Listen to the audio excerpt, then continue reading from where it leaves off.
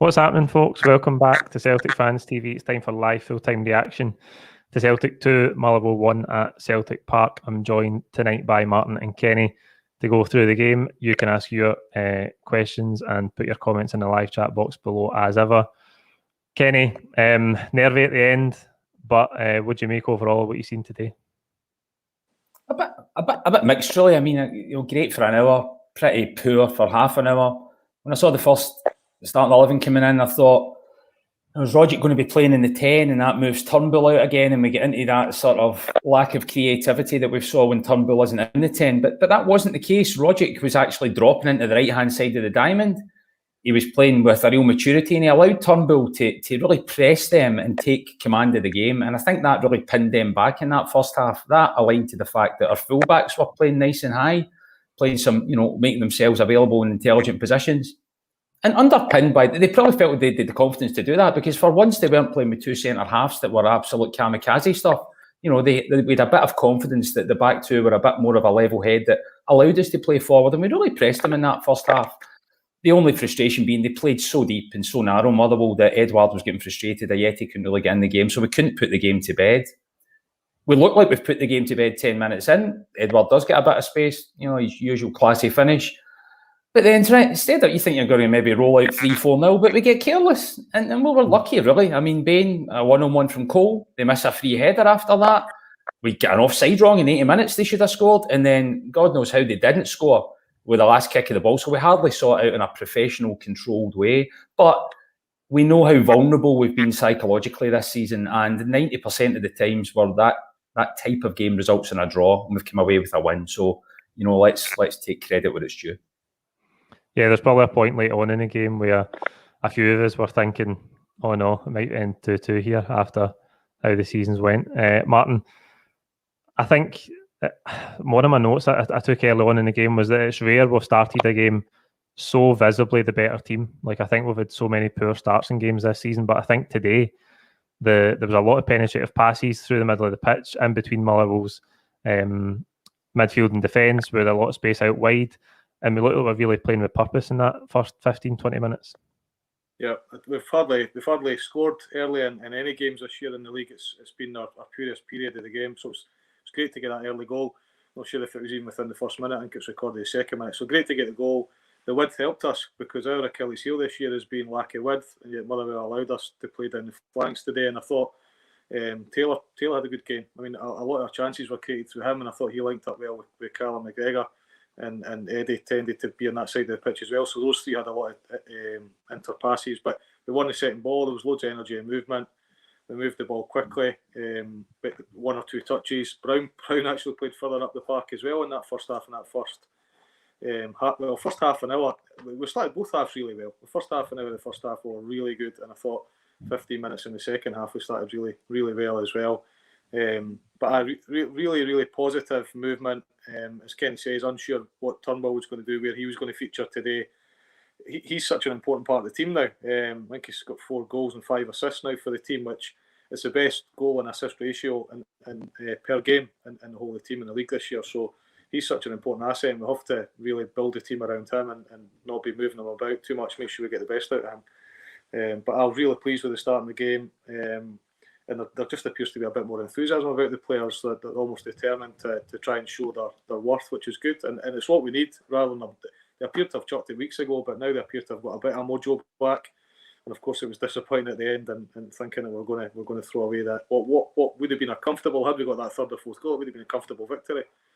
The biggest issue we've had this year, without a shadow of doubt, is not finishing games off. We've lost a goal in 14 of the 26 games now.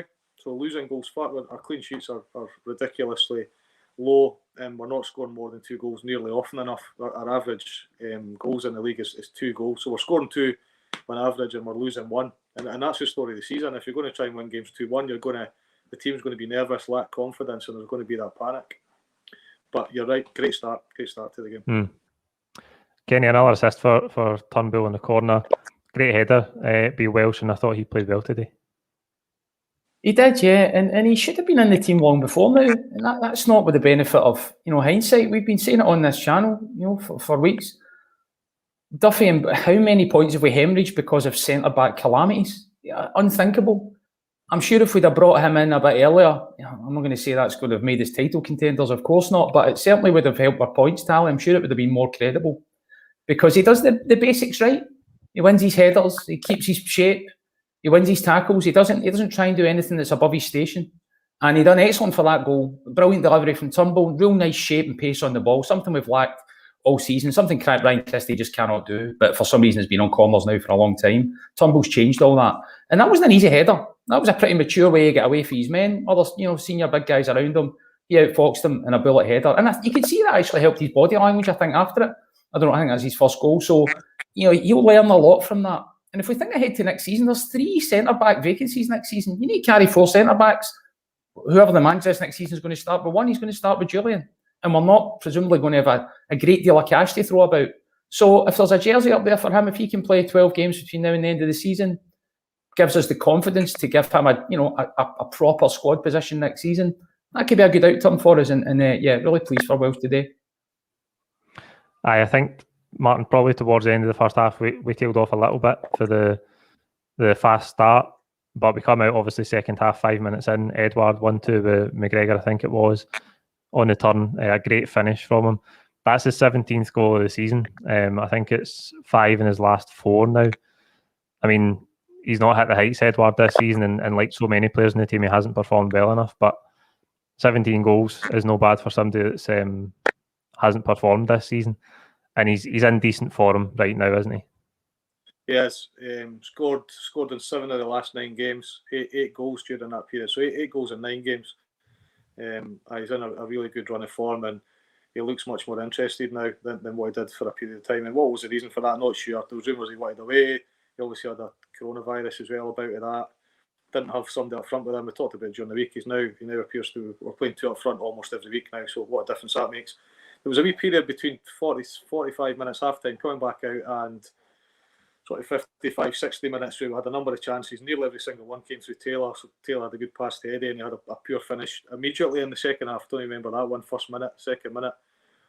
But the McGregor showed a bit of urgency, pass into Eddie, and you could see right away he was determined, sort of left foot onto his right foot, and then great finish. And then there was a couple of good chances after that. We could have put the game to bed. We could have been 4-5-0 up by the hour mark. But Eddie, good to see him. Good to see him getting the goals. What we know he can do. 17 for the season is a good return. I'm sure he'll get into 20, 25 for the season if he keeps the run of form he's on just now. Not sure who his strike partner is going to be yet. Ayete did reasonably well today, didn't he? Get taken off after an hour. And will it be Griffiths or Ayete? But it's good to have a couple of options, because for a period of time we were lucky to have one striker on the pitch, never mind 2. Great to see Eddie. He's our talisman. He should be our man in the match most weeks. He's certainly he's got more ability than anybody else on the pitch. I know we're all getting excited about Turnbull right now, but Eddie should be getting the goals that we're now starting to see. So good to see that delight for him. 5 minutes later, Kenny, just when you thought we could go on and hopefully get 3 or 4, Muller will get back in the game. It's deflected, strike for Alan Campbell. Scott Bain's got to save it, hasn't he?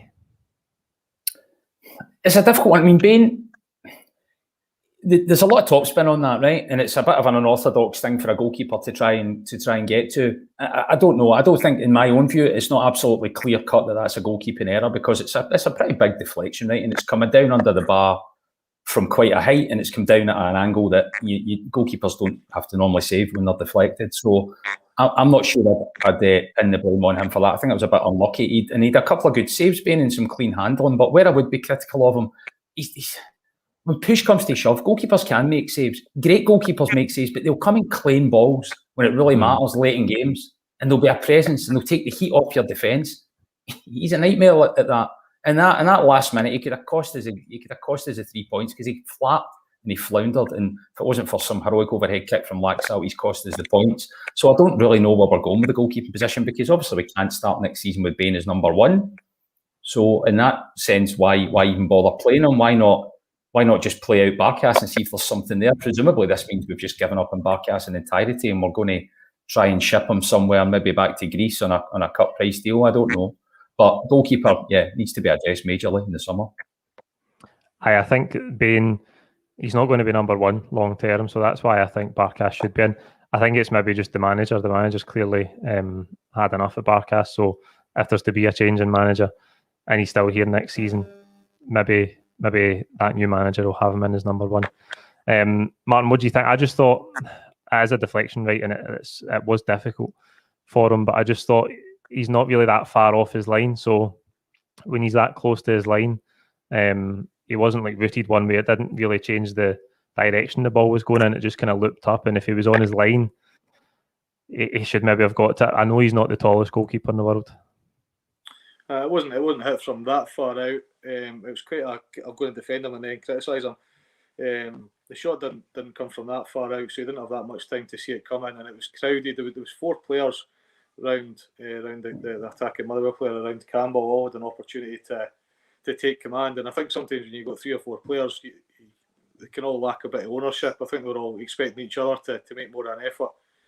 And I think the deflection came off McGregor, and it was quite slight. It wasn't a huge deflection, but the ball went, as you know, the ball went up really, really high and then dipped. And I don't know if he thought it was going over. It did dip quickly, but my view is slightly different to Kenny's. I don't think it was a massive mistake, but I do think he had an opportunity. It wasn't hit that hard, was it? And I thought he had an opportunity, as you say. He wasn't that far out his box to get in hand to it. He had a couple of good saves earlier in the game too, but just he didn't finish the game that strongly and didn't inspire confidence. And at a time where we've got our back 4 in a reasonable shape, obviously Kenny has had another half decent performance today, and I thought Taylor was good. I thought he was one of our better players, and the 2 centre backs played well. We really need a good keeper just to inspire confidence at the back. You know, if it's not Duffy, it's the keeper or one of the wing backs underperforming. But we're nearly there. We need the keeper position fixed, and we need somebody to have a run of games. But Bain did have a couple of good saves earlier on. I thought, right, let's see what he can do. Can he have a good 90 minutes? But really nervous at the end. And I'd have put money in that last 5-10 minutes. I'd have put money on Motherwell equalising. It felt like we stole the points at the end, and it shouldn't have been that way. Aye, absolutely. I think we all had that fear.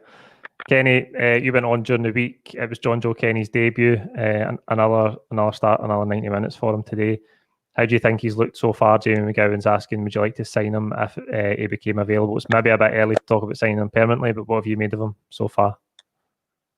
Well, I think when someone's got Bundesliga and Premier League experience and they're a British player at a young age, I think it makes sense to look at them. I know a lot of people, I can understand the school of thought of what's the point spending money on a loan player when the season's dead, but if you look at his contract, he's only got 12 months left, so if he comes in and he likes it and he does well, we can get him for a reasonable fee. So I don't think it's a bad move. His performance during the week I thought was solid. You know, he gets himself in good positions. He knows how to play high. He seems to have more composure than Frimpong did. He'll play the ball into people's feet and he gets his head up and he thinks about his passes, whereas Frimpong, brilliant at going by men, but it was just a lottery what he was going to do when he got past them. What I would say is I think it is a bit premature. He's not really been put under any defensive pressure. I don't really know what he's like truly as a defender. We'd need to see that between now and the end of the season. I'd imagine that'll come out, certainly in the derby games.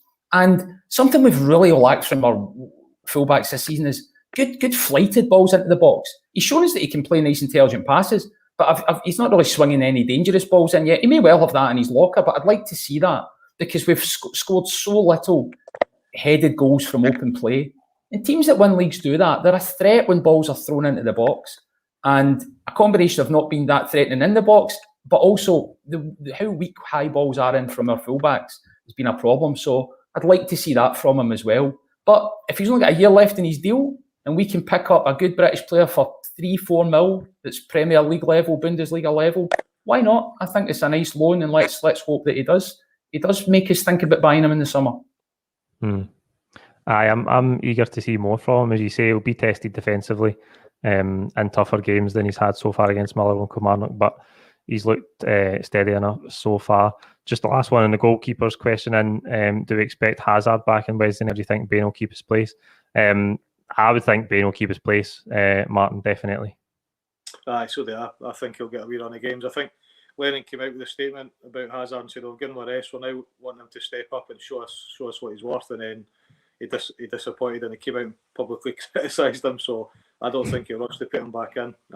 You can't predict Lennon this year. He's so unpredictable in his team selection. But I'd be very surprised if he rushes to put Hazard back in unless Bain has an absolute mare. And I don't think we could describe his performance today as a nightmare. I think it was just a bit inconsistent. Probably the best way to describe it today. So no, I don't think that will happen. I think he'll stick with it. The Kenny question, he's definitely rated down south, isn't he? Because he's played for his country under 16, under 17, the whole way up, hasn't he? I know he's not featured in the full senior, but he's definitely rated and has been from a young age. So there's a lot of potential there for sure. It'd be interesting to see if he does perform in those big games, if we get to keep him. Yeah. Richard Mackay, the substitutions again, inexplicable today, destroyed our shape and rhythm. Kenny, what do you make of the subs today? There seemed to be a lot at one time, round about that 70-minute mark. I think Taylor went off, Laxalt came on, Sorrell came on for Brown, I think, and Griffiths for Ayeti, and then El Yunusi eventually for Turnbull later on in the game. But how much do you think the subs played into that sort of nervy ending, or do you think that was just brought on by the fact that we had a slender 1-goal lead? I think we're so psychologically damaged this season as a side that when they equalised, there was always the prospect of it getting uncomfortable and nervous and some kamikaze stuff. I don't understand. Neil Lennon's substitutions have been awful, for most of this campaign.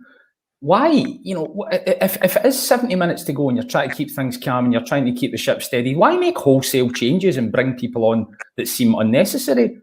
So I don't really know his strategy. It's hard to tell when he's bringing subs on what his plan is. He seems to have this rule in his head about not giving Turnbull 90 minutes. I don't know why, because again, we needed a goal to kill that game in the last 10 minutes. Why take Turnbull off? He gives you the best delivery. He can score from free kicks. He can score from outside the box. So I don't know why he does that either. I've not understood Neil Lennon's substitutions this season. And today was another example of that. But I think, we could probably have brought Virgil van Dijk on and still panic to death because it just seems beyond us to get through a game comfortably. I think so. I thought actually Turnbull was going to get 90 minutes today after he didn't come off in the first bait of subs, but he did eventually come off for El Yunusi. Martin, who was your man of the match today? Welsh got the sponsor, obviously. Would you agree with that? I'm going to agree with Welsh. I thought he was good.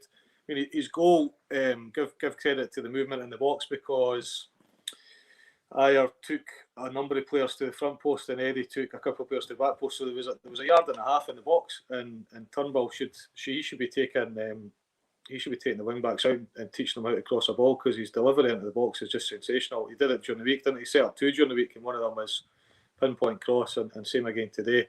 So he took his goal really well.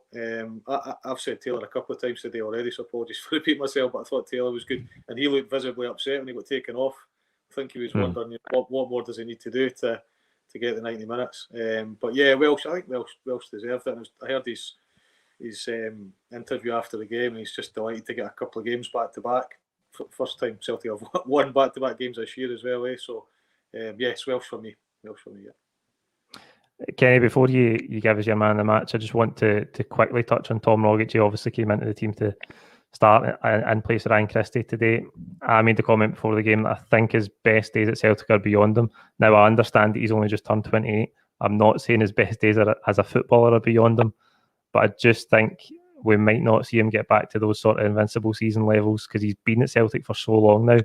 But what do you think of that and his performance today? I think you're right. It's hard when he's not been a stalwart for 3 years or something to say, well, he definitely will be next year. There's a risk. But he's still got it. I mean, look at his feet. Look at some of his touches. He's got a magic that probably no one else, maybe Turnbull does. But it's very rare to see somebody with that type of talent. And what we did see when Brendan Rodgers came in was he transformed a lot of the players that were in a bit of a malaise, and he got the absolute best out of them. So if we get in a real top manager with someone like Rogic's talent, I wouldn't write off him playing a part again, and I wouldn't necessarily rush to sell him. We're going to sell a lot of players. There comes a balance where you can't sell everyone. If we start next season with 4 or 5, senior players and everyone else new signings, I don't think we're going to win the league. It's too transitional. If we've got 2 number 10s are one of the hardest positions to fill, because it's all about talent and it's all about what you've got on your feet. We've got it with Turnbull. And I think if Rogic sits in behind him and there are 2 10s going into next season, I don't think that's a bad start. But yeah, his injury record and his inconsistency has been a bit of a problem. He played well today, though, I thought. I thought he was mature. He let Turnbull run the show when he wanted to, and he's definitely still got the magic in his feet. Man of the match? I think Walsh. It was just refreshing to have some centre half play that that wasn't just, inexplicable. He was pretty calm, did the simple things right. And if we had a centre-half that had done that all season, we would be in a different position, I'm sure. I'm just going to go Welsh as well. I think great goal for him, first goal for Celtic, and he has looked assured. He's almost looks like he's calmed that back line down, which seems daft considering how young he is. When we've had an experienced Duffy in there performing so poorly. That's it for today. Like the video, comment with your own thoughts below. Please don't forget to subscribe if you haven't already, and I'll see you shortly for Twitter reactions as well. Cheers.